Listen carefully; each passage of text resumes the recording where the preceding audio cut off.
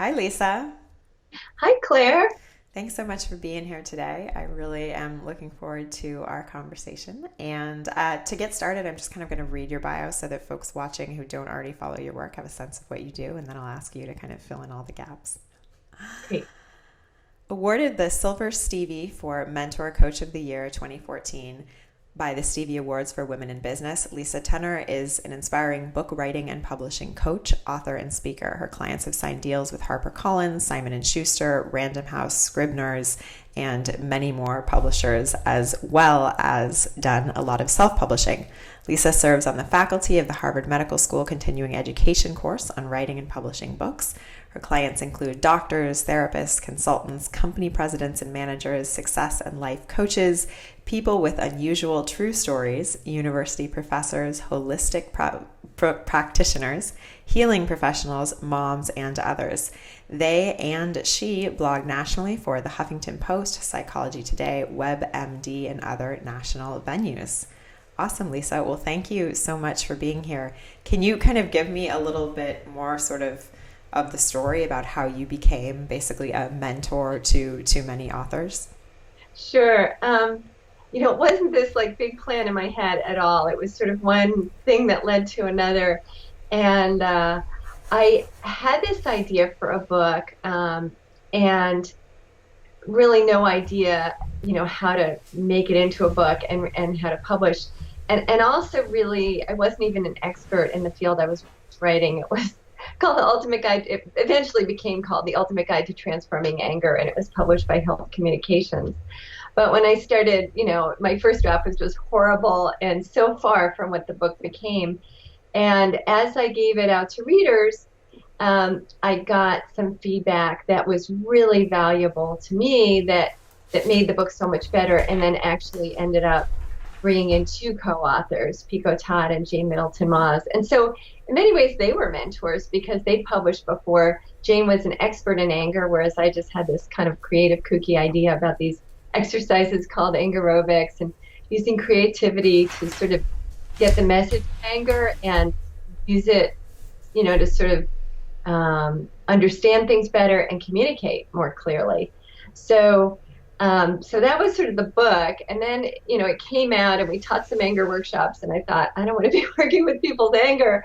And I sort of got this download in yoga class and saw myself teaching really the skills that I use to become a published author. And it started out really with what I call writing in the zone. It was the steps to get in that space of inspiration and creativity.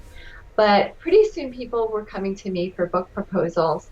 And so to sort of take a step back, maybe, um, uh, I won't take that step back. I'll just say that, so that's sort of how it got started. And then my publicist, even after our publicity engagement was over, he was going to, Rusty Shelton, he was going to be speaking at Harvard Medical School's publishing course. And he said, hey, do you need another editor for one of the writing workshops? And Julie Silver, the course director, said, sure. And, over a decade later, I'm still teaching there and now teaching another SAMI course for them as well. And it is just an amazing experience because the people who come there have really interesting research, all kinds of interesting things they're doing, but sometimes they don't even know which book to write first. So part of my job is helping them figure out, well, like, what's the right book to start with, what's marketable, but also, meets their vision and their goals and their passion. And so we often sort of start there and start with, self-published or traditionally published. And if it's traditional, then we're looking at, well, how to write that book proposal. So a big piece of what I do is helping people with that book proposal so it really gets agents and publishers excited. Awesome. So when you kind of start thinking about helping others in your work, how do you kind of come up with a process or a philosophy, a way of sort of this idea of helping another person reach success, but also not creating kind of dependency on you at the same time? I guess that's kind of one of my big questions. Yeah, that's a great question because actually, I tried ghostwriting once or twice and really did not enjoy that at all. I know that I'm here to really teach and mentor and coach people and help them become better writers, help them become so good at what they're doing, they barely need me. I mean, I think we all need an editor at some point in the process, and sometimes we need a sounding board no matter where we are, and how many times we've done it. But at the same time, they already have um, uh, learned to embody and integrate those lessons I've given them in good writing. So I think some of it is like how I see myself, and some of it is that my process is always honoring that they know inside, the answers. And so part of what we do, part of what we do is, sort of some exercises in like the vision and the goals and who they're writing for and why they're here. And then, we do brainstorm about what's going to be marketable too, but we always keep going inwards for that clarity. And so I have an exercise I call Meet Your Muse. And I lead people in this guided visualization where we've come up with maybe a few questions for their muse, things that maybe we think we know the answer, but we're not sure, or sometimes we really don't know at all. And we ask the muse. And it's so interesting because sometimes the muse will confirm what we thought, and sometimes we'll get a really surprising answer. Like one time I had a client and we had like 3 ideas that she had for a book, and her muse said, "Oh no, it's none of those." And it was a totally different book, which was awesome. So, you just never know what the muse is going to say. And for me, that keeps it so fresh and interesting. And also, like, it's not about me. It's real, it's all about, like how much I know. I certainly will bring that expertise to the table, which we need for publishing. But the process is so much more about bringing something out that's inside them, which to me is so much more interesting. Yeah. Yeah. So what about this idea of when you were publishing your first book, how did the support you found, whether through, a mentor or a coach or whoever it was, how did that sort of help you to kind of birth your book? So, it was sort of magical. And when I think of mentors, this is like one of those big mentor moments because I'd been working with a colleague, my friend Pico Todd, who's also a cartoonist, and she was doing cartoons for the book. And she had this vision that was so much bigger than mine and really opened up the book. And so it was really fun working together. But we'd written a book proposal and we'd gotten some rejections. And then I was at this conference. It was the International Women Writers Guild, IWWG.org, if anyone wants to look it up. It's a great organization. And they have these conferences in New York where you can meet and pitch agents. And then they have a big summer conference and some other things as well. But I went to the summer conference, and there was one agent in the whole conference of like a few hundred people, I think. And I was just with a group of people. We went to a table, and there we were sitting with this agent. So I hadn't intended this at all. We're sitting with this agent, and I don't know, within 5 minutes, everyone got up to go to bed. And there I was with this agent, Rita Rosencrantz, and she was so generous with her time. She was not interested in an anger book, but she gave me so much valuable advice. And probably the most valuable thing was she said, read Michael Larson's How to Write a Book Proposal. Write your proposal in that format. He is, the best, and his book is just what I always want to see in terms of the format that people have used. So I read that book. I've used it for all my clients' book proposals. I've added to it over the years with certain things that I like to do with a book proposal. But it has been, instrumental really in helping my clients be successful as well as myself. And so Michael became sort of a paper mentor, if you will. Yeah. And then I met him at a conference, and he was just very encouraging. We just had a short conversation. But then over the years, I did end up speaking at the San Francisco Writers Conference. So I got to know him and his wife, Elizabeth, better there. And then he's actually, I do sometimes when I do my Bring Your Book to Life program, which is a course for writing a first draft of a how-to or self-help book in 8 to 12 weeks. That's a great name for a program, Bring Your Book to Life. Thank you. And so Mike often will do the bonus. I always have a bonus, and I'll interview him at the end and ask the questions that people in the class are asking. and would like him to answer. So we've really gotten to be friends. He's gotten to be more than a mentor, a colleague. But I think often mentorships start out that way, that somebody, you see them way up there, and they are in the stratosphere compared to where you are starting. And yet little by little, first they're a paper mentor, then they're an inspiration to you. Then you start to work together and really become colleagues. And I kind of wondered if that happened with you and Ken Blanchard. It's such a beautiful process, and I think that the person who's further along in their career enjoys it so much too, because they get that infusion of sort of new ideas, and somebody who's asking questions as a newbie that they sort of have forgotten that orientation. So I think it's so wonderful for both the mentor and the mentee, and exciting that in life we get to be both, even in the same period of time. We can be mentors and mentees, and all kinds of permutations of that.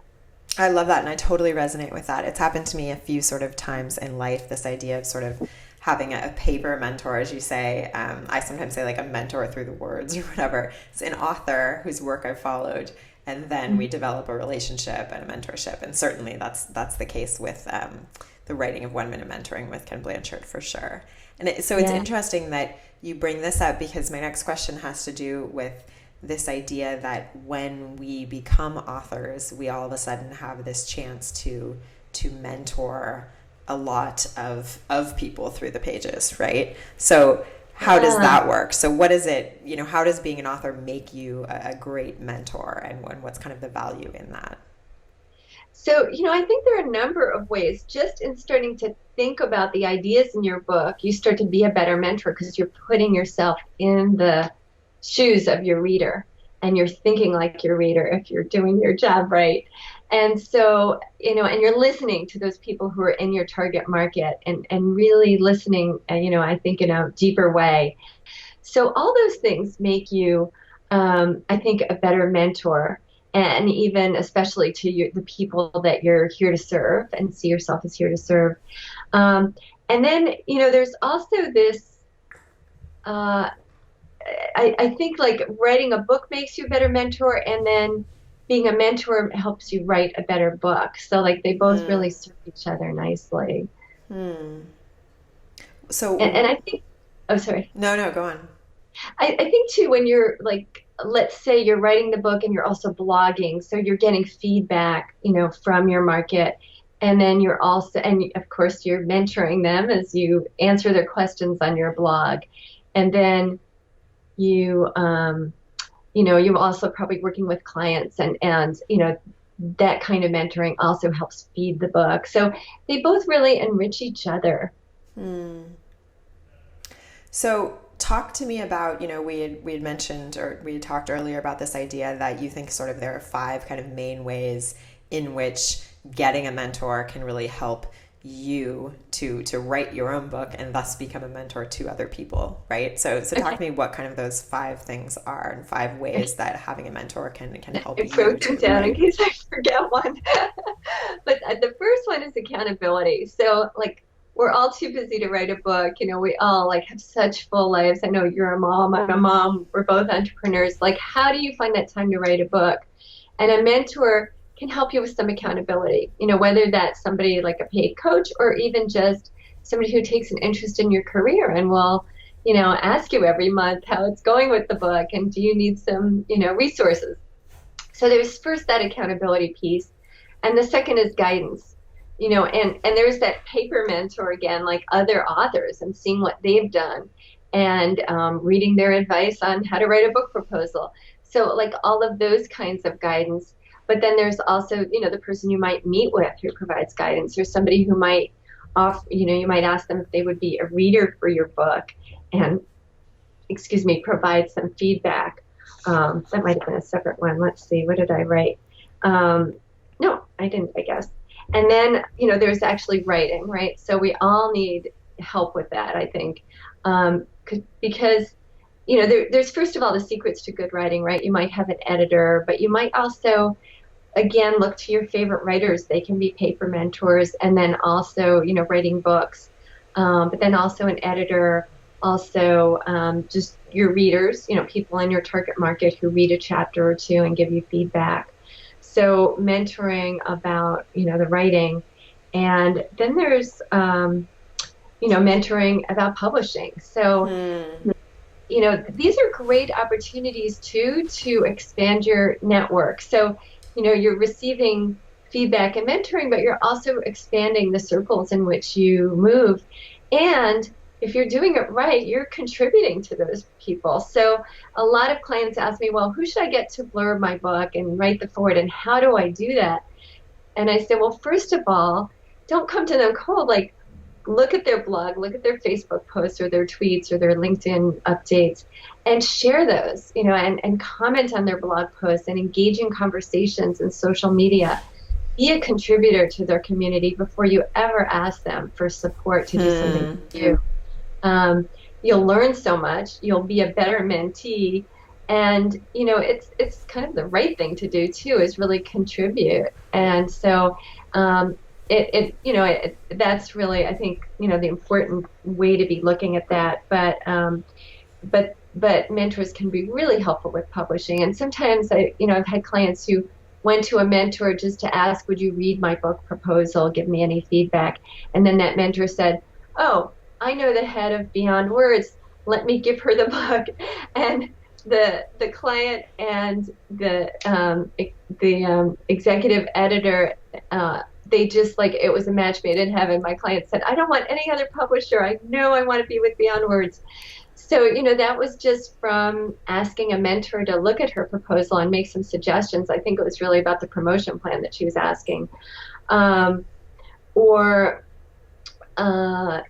mentor can also help you. Let's say you're trying to decide on, I recently had a client who had 2 offers and another one he was expecting, and they were all really different. One publisher was probably not going to change the book at all. One wanted changes in one direction and one wanted changes in another, because they have slightly different markets. And so, part of it was really getting clear on who he wanted to serve.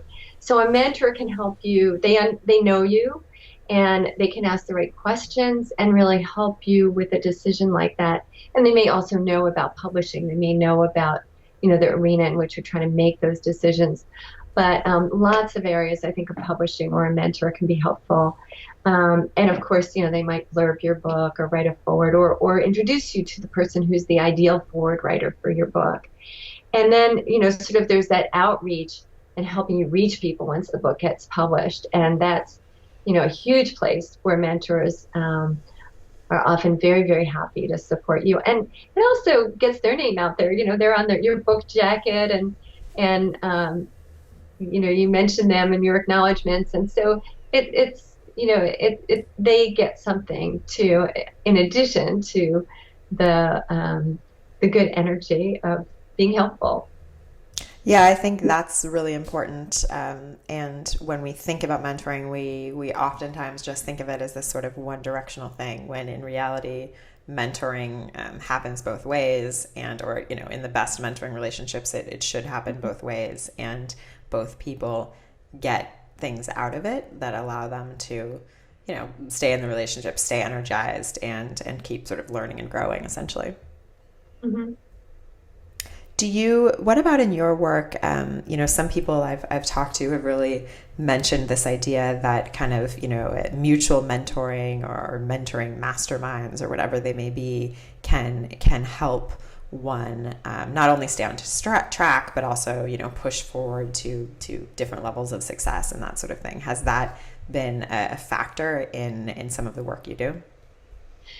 So, I'll speak just first about just my own experience. So I have, sometimes participated in a mastermind type group, and kind of with mixed results. And I think it was just either, different people had different goals, or it wasn't quite the right mastermind. But I think masterminds can be incredible. But I don't know that I ever had like quite the right fit. I think just, really my advice would be to really know what you want moving into it, and figure out what questions to ask so that it's a good fit for you. But in terms of like one-to-one, I think that's where, like, sometimes colleagues and I will talk about, well, what are you up to and what are you up to? And we'll give each other some ideas or suggestions or see how we can collaborate. And so that might be more of a sort of collaborative mentoring type thing. Or, we ask each other for some feedback, whether it's on a web page or a program we're offering. So those are places where we might co-mentor each other. I did actually have one experience. When I first became a coach, I ran into this woman, and we were at a coaching workshop, and I was not experienced at all, and she was very experienced coach. And we ran into each other in the bathroom, and she said, "Did you go to MIT?" And I said, "Yes." She said, "Oh, I know who you are." And it turned out we were the same year at MIT. Her name is Wendy Keelan, and she's a wonderful coach. She coaches mostly artists and musicians. And so she said, I really want to write a book, and I'm looking for a new coach, and I'd like somebody who would use my system. So somebody more experienced wouldn't necessarily use her specific system. And she was results trained, but she also had like a specific way she liked to coach.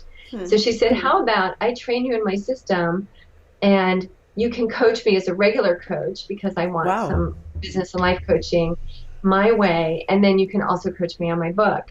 So we did that for quite a few years, and she helped me become, I think, the coach that I am. Wow. And so that was a really neat relationship. And then later, I started offering my classes on Maestro Conference, which is just a really neat platform if you are doing teleseminars or webinars and want to be able to do breakout groups and have people interact in smaller groups, like maybe a question or an exercise. And so I just love Maestro Conference. But one of the neat things about it was almost every time I had a facilitator who was just in the background sort of doing the technical part, they knew so much about group dynamics and teaching that at the end of the calls, they'd give me feedback on, here, these were things you did great, and here are some opportunities that maybe were missed, where instead of just telling people this, you could have asked them what were their experiences, or, what if you'd gone deeper here about this and connected these two things. So I had this great mentoring from my tech people from Maestro, which was kind of amazing. And they have always been awesome. So that's just kind of a cool mentoring thing that just sort of happened unexpectedly. I love that. So, Lisa, this has been really great. Can you share a little bit about where folks can find you, any sort of resources that you have that you might want to direct them to, that sort of thing? Sure, thank you. Well, on my website, it's lisatener.com, lisatener.com. Right on the homepage, they can find the Inspired Author Support Kit, and that has a short, I think it's a 7 or 9 day course that really helps you get clear about some of the questions you want to ask and some of the things that will help you before you get started writing, so you write the right book for your vision and your goals. And that's free, and they can get it right on the homepage. And then I do have some other ebooks that are on my website. One is, you can find it under Find an Editor. There's, I think it's 7 questions to ask an editor before you hire yours. And I also have 10 tips to a book proposal publishers will love. And that's, I think, on my Get Published page, where I talk about how to write a book proposal. There's that one, which is a favorite of mine, because there's so much to writing a successful book proposal. And that one really captures a lot of stuff that people don't know and you might not hear about elsewhere. So that'll help you get started on the track of writing a really good book proposal to get a deal. Well, I love it. Thank you so much for your time. This was really great. And yeah, thank you. My pleasure. Thank you. And this summit is really exciting. And your work with 1 Minute Mentoring is, I think, so fresh and so needed. So it was exciting to be part of it. I love it. Thanks.